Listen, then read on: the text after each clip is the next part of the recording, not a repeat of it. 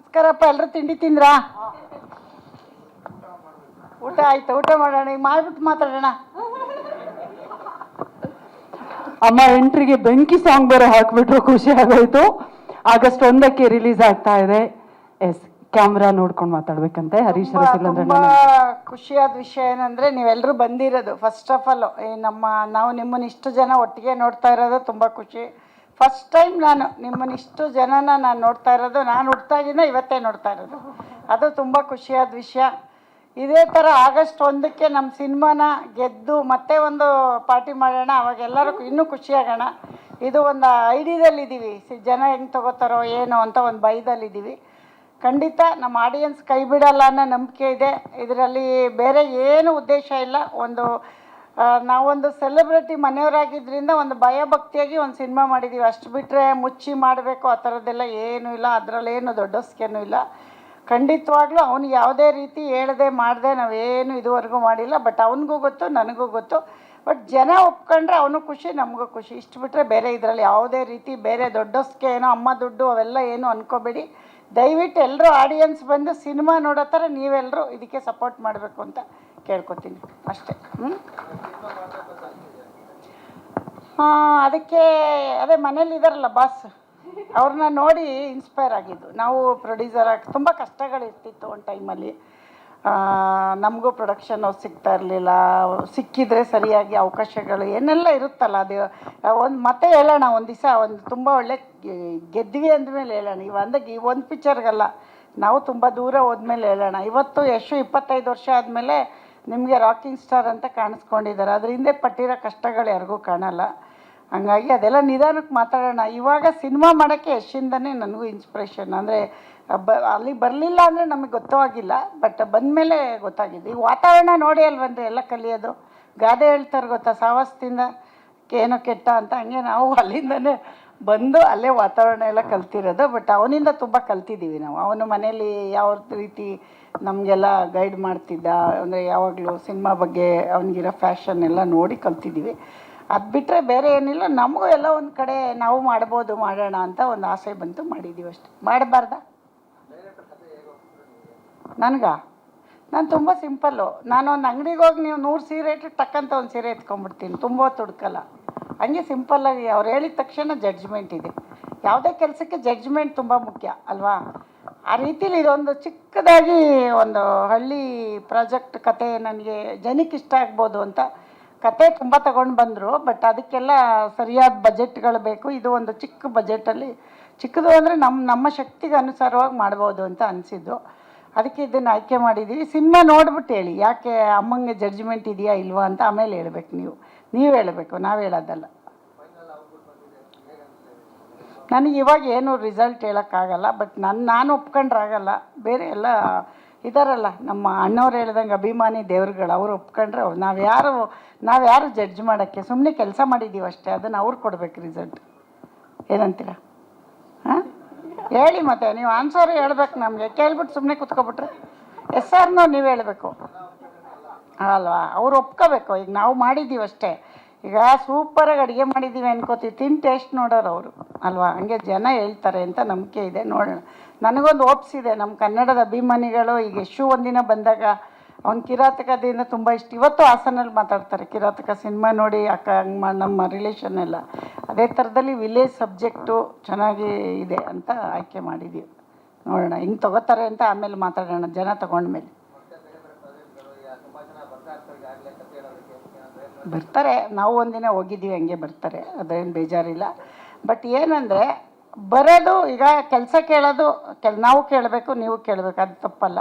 But ನಾವು next Sharan ಅವ್ರಿಗೆ ಮಾಡ್ತಾಯಿದ್ದೀವಿ. ಶರಣ್ ಅವ್ರದ್ದಾದಮೇಲೆ ಮುಂದಿಂದು ಪ್ರಾಜೆಕ್ಟ್ ಆಮೇಲೆ ನೋಡೋಣ. ಫಸ್ಟ್ ಶರಣ್ ಅವ್ರಿಗೊಂದು ಕತೆ ಓಕೆ ಮಾಡಿದ್ದೀವಿ.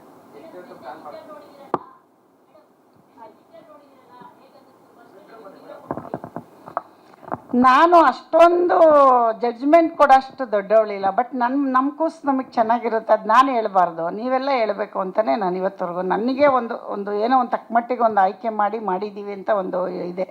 ಜನ ಹೇಳಿ 1ನೇ ತಾರೀಕು ಮೇಲೆ ಜನಕ್ಕೆ ತುಂಬ ಆಮೇಲೆ ಏನೋ ತುಂಬ ಹೇಳ್ಕೊತಿದ್ರು ಅಂದ್ಬಿಡ್ತಾರೆ.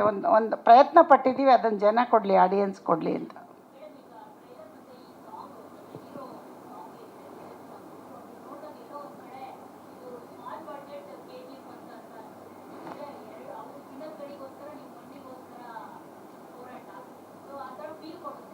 ಹೌದಾ? ತುಂಬ ಅಲ್ಲ, ನೀವು ಹಂಗೆ ಅನ್ಕೊಂಡ್ರೆ ಒಳ್ಳೇದೇನೆ. ಬಟ್ ಅವರಷ್ಟು ಚಿನ್ನ ತೆಗಿಯೋಕ್ಕಾಗದಿದ್ರು ಮಣ್ಣಾರು ತೆಗ್ದಿದ್ದೀವಲ್ಲ, ಅಷ್ಟೇ ಅಲ್ವಾ? ಚಿನ್ನಕ್ಕೆ ಬೆಲೆ ಜಾಸ್ತಿ, ಮಣ್ಣು ಈಸಿಯಾಗಿ ಗೆಲ್ಬೇಕಾದ್ರು ನಮ್ಮನೆ ತೋಟದಲ್ಲೂ ಸಿಗುತ್ತಲ್ಲ. ಹಂಗಾಗಿ ನಮ್ಮ ಪ್ರಯತ್ನ ನಾವು ನಮ್ಮ ತಕ್ಕ ಮಟ್ಟಿಗೆ ಮಾಡಿದ್ದೀವಿ ಅನ್ಕೋಬೋದೇನು. ಯಶ್ ಅವ್ರದ್ದು ನಾನಲ್ಲ, ಹುಡುಗಿ ಅಭಿಮಾನಿ ಅಂತೆ ಇವರು ಮೇಡಮು.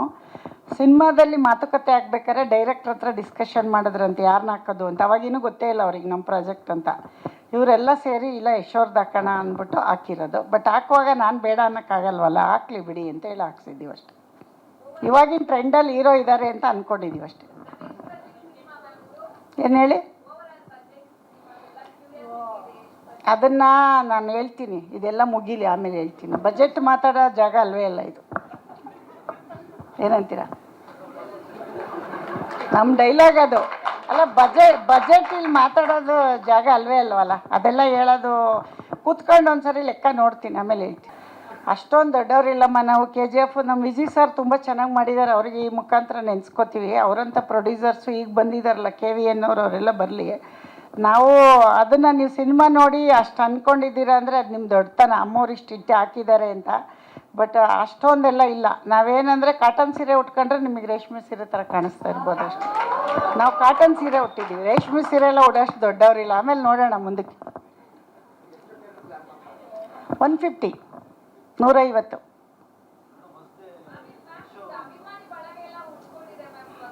ಹೌದಾ? ಒಳ್ಳೇದಲ್ವಮ್ಮ? ಎಲ್ಲರೂ ಬೇಕು ಅಂತ ಏನೇನೋ ಮಾಡ್ತಾರೆ. ನಮಗೆ ಪಾಪ ಬರೀ ಮಾತಾಡಿದ್ದಕ್ಕೆ ಉಟ್ಕೊಂಡವ್ರೆ ಅಂದರೆ ನಾವು ಖುಷಿ ಪಡಬೇಕಲ್ವ? ಏನೇನೋ ಮಾಡ್ತಾರೆ ದಿನ ಬೆಳಗಾದರೆ ಪಾಪ ಜನ. ನಾವು ಸುಮ್ಮನೆ ಒಂದು ಪ್ರೆಸ್ ಮೀಟಲ್ಲಿ ನೀವು ಅಷ್ಟೊಂದು ನಮ್ಮನ್ನು ತಗೊಂಡೋಗಿದ್ದೀರಾ ಅಂದರೆ ಖುಷಿ ಪಡೋ ವಿಷಯ ಅಲ್ವೇನಮ್ಮ? ಹಾಂ, ಯಶೋಧ ಪೂಜಾರಿ ಅಲ್ವಾ? ಬಾಬಾ ನನಗೆ ಗೊತ್ತು, ಬಾ ನೀನು ಬಾ, ಎಲ್ಲ ಹೋಗ್ತೀಯ.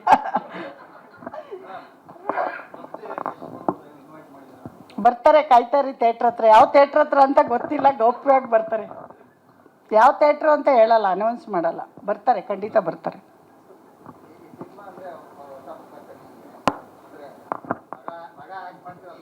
ಹೊಸ ಪ್ರಪಂಚ ಅಲ್ಲ ರೀ. ಮುಂದೆ ಒಂದು ತಿಳ್ಕೊಳ್ಳಿ, ಒಂದು ಮುಂದೆ ಒಬ್ರು ಯಾರೋ ಹೋಗ್ತಾ ಇದ್ದಾರೆ ಅಂದರೆ ಹಿಂದೆ ನಾವು ಸಾಕಷ್ಟು ಕಷ್ಟಪಟ್ಟಿರ್ತೀವಿ.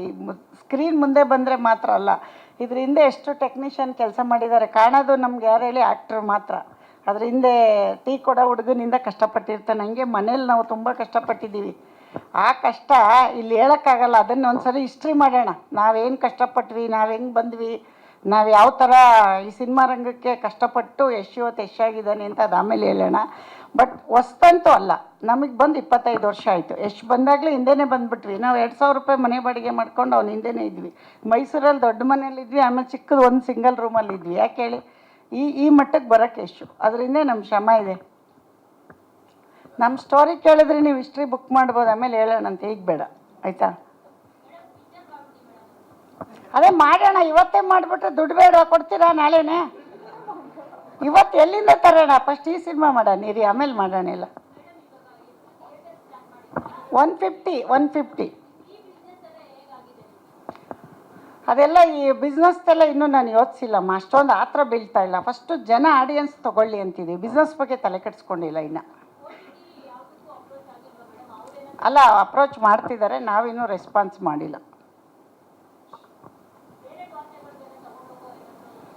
ಬೇರೆ ಭಾಷೆಗೆ ಇಲ್ಲಿ ನಮ್ಮವ್ರು ಒಪ್ಕೊಂಡ ಮೇಲೆ ಪ್ಲ್ಯಾನ್ ಇದೆ. ಫಸ್ಟ್ ಇಲ್ಲಿ ನಮ್ಮವ್ರು ಹೇಗೆ ತೊಗೊಳ್ತಾರೆ ನೋಡಿಬಿಟ್ಟು ಆಮೇಲೆ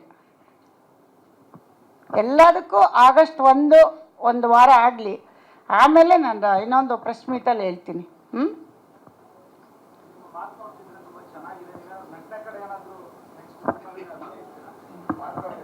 ನಟನೆ, ಇದೇ ನಟನೆ. ಈಗ ಮಾತಾಡ್ತಿದ್ದೀವಲ್ಲ, ಇದನ್ನೇ ನೀವು ನಟನೆ ಅಲ್ಲ.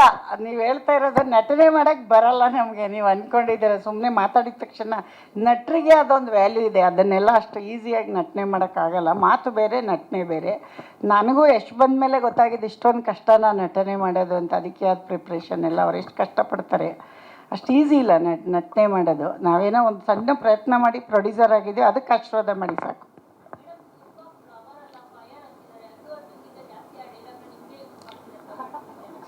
ನೀವು ಆಡಿಯನ್ಸ್ ಹೇಳೋರನ್ನ ಕೇಳಿ, ನನಗೇನು ಗೊತ್ತು? ನಂಗೆ ಯಾರು ಹೇಳ್ತಾವ್ರೆ ಅಂತಲೂ ಗೊತ್ತಿಲ್ಲ. ಹೌದಾ? ಇರು ನಿಂಗೆ ಮಾಡ್ತೀನಿ. ಅವಳಲ್ಲ, ಅವಳು ಯಶೋಧ ಪೂಜಾರಿ. ಅಲ್ಲಮ್ಮ, ಅವನೆಲ್ಲಿ ನಾನೆಲ್ಲಿ, ಅವನು ಎಷ್ಟು ಹೆಸರು ಮಾಡಿದ್ದಾನೆ. ಅದೇನಾಗಿದೆ ಗೊತ್ತಾ, ಹೂವಿಂದ ನಾರು ಹೋಗುತ್ತಲ್ಲ ಹಂಗೆಲ್ಲ ಅವನ ಜೊತೆ ನನ್ನ ಕರ್ಕೊಂಡು ಹೋಗ್ತಾವ್ರಷ್ಟೇ. ಅದು ಮೊದಲಿಂದ ಕರೀತಾರೆ ಬಿಡಿ, ಮನೇಲೆಲ್ಲ ಮಕ್ಕಳೆಲ್ಲ ಕರೀತಾರೆ. ನನ್ನ ನನ್ನ ಮನೆ ಕೆಲಸದ ಹುಡುಗರೆಲ್ಲ ಬಾಸ್ ಅಂತಿದ್ರು ನನಗೆ, ಈಗ ಯಶಿಗೆ ಬಾಸ್ ಅಂತಾರೆ. ಅದು ಮಾಮೂಲಿ ಇರುತ್ತೆ, ಈಗ ಗೊತ್ತಾಗಿದೆ ನಿಮ್ಗಷ್ಟೇ. ಅಷ್ಟೇ ಏನಿಲ್ಲ, ಟ್ಯಾಲೆಂಟ್ ಅಲ್ಲ ಅದು, ಸುಮ್ಮನೆ ಈ ಥರ ಮಾತಾಡಿದ್ದನ್ನೇ ಅಂದ್ಕೊಂಡು. ಟ್ಯಾಲೆಂಟ್ ಅಂದರೆ ಬೇರೆ ಇರುತ್ತೆ ಬಿಡಿ, ಹಾರ್ಡ್ ವರ್ಕ್. ಆಮೇಲೆ ಆರ್ಟಿಸ್ಟ್ ಎಲ್ಲ ಬೈಕತ್ತಾರೆ. ನಾನು ಇಲ್ಲ, ಬರೋದೇ ಹೆಂಗೆ ಸರ್, ಮಾತಾಡೋಕ್ಕೆ ಬರಲ್ಲ. ನಾವು ಹಾಸನ ಕಡೆಯವರಲ್ವಾ, ನಮಗೆ ತುಂಬ ನಯವಾಗಿ ಮಾತಾಡೋಕ್ಕೆ ಬರಲ್ಲ, ಅಂದರೆ ಸ್ಮೂತಾಗಿ ಬರಲ್ಲ. ನಾವು ಹಳ್ಳಿ ಭಾಷೆ ಇರೋದೇ ಹಿಂಗೆ ನಮ್ಮದು. ಈಗ ಮಂಗಳೂರು ಭಾಷೆನ ನಮ್ಮ ಭಾಷೆ ಥರ ಮಾತಾಡಿ ಅಂದರೆ ಅವ್ರಿಗೆ ಬರಲ್ಲ. ಹಾಸನವ್ರದ್ದು ನಮ್ಮದು ಈ ಥರ ಭಾಷೆ ಅಷ್ಟು ಬಿಟ್ಟರೆ ಬೇರೆ ಏನೂ ಇಲ್ಲ. ಅಷ್ಟೇನಾ? ರಘು ನಿಡುವಳ್ಳಿ ಅವರೇ, ನಿಮ್ಗೊಬ್ರು ಒಳ್ಳೆ ಕಾಂಪಿಟೇಟರ್ ಸಿಕ್ಕಿದ್ದಾರೆ, ಕಂಗ್ರ್ಯಾಚುಲೇಷನ್ಸ್. ಸ್ವಾದಿಷ್ಟತೆಯ ಸ್ವಾದ, ತಾಜಾತನದ ಆಹ್ಲಾದ, ಉತ್ತಮ ಆರೋಗ್ಯ ಮತ್ತು ಹೆಚ್ಚಿನ ರೋಗ ನಿರೋಧಕ ಶಕ್ತಿಯ ವೃದ್ಧಿಗೆ ಈಗ ನಿಮಗೆ ಸಿಗುತ್ತಿದೆ ಉತ್ತಮ ಗುಣಮಟ್ಟದ ಪೌಷ್ಟಿಕಾಂಶ. Shri Vaidik millet health mix, ಇದು ಸಿರಿಧಾನ್ಯಗಳ ಸಂಪತ್ತು.